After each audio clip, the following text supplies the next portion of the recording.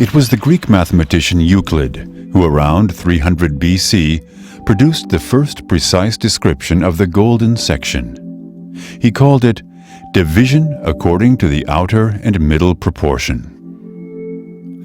A length is divided into two parts in such a way that the smaller part is to the larger part in the same proportion as the larger one is to the whole.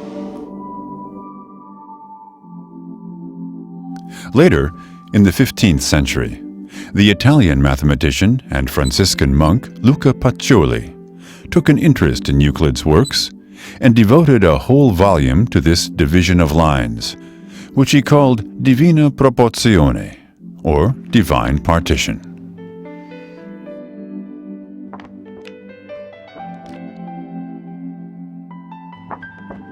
Around 1600, Johannes Kepler, known for the Kepler laws of the movements of planets, discovered the relationship between the Fibonacci numbers and the golden section.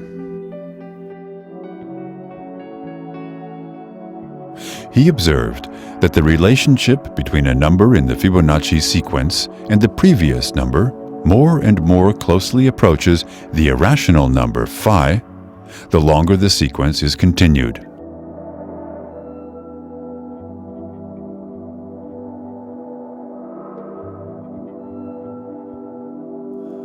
And phi describes nothing other than the golden section.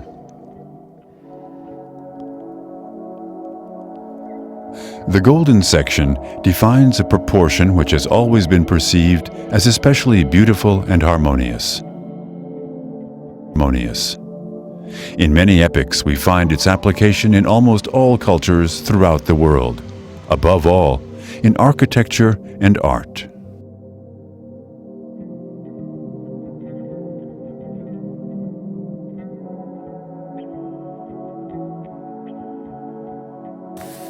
A rectangle, in which the proportions of its sides correspond to the golden section, is called a golden rectangle.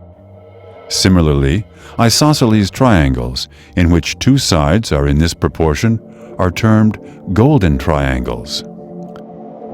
An important part is also played by the so-called golden angle, psi, which divides the angle of 360 degrees in the proportions of the golden section. As angles smaller than 180 degrees prove to be more handy in practice, the smaller of the resultant angles is usually called the golden angle, psi. It is approximately 137.5 degrees.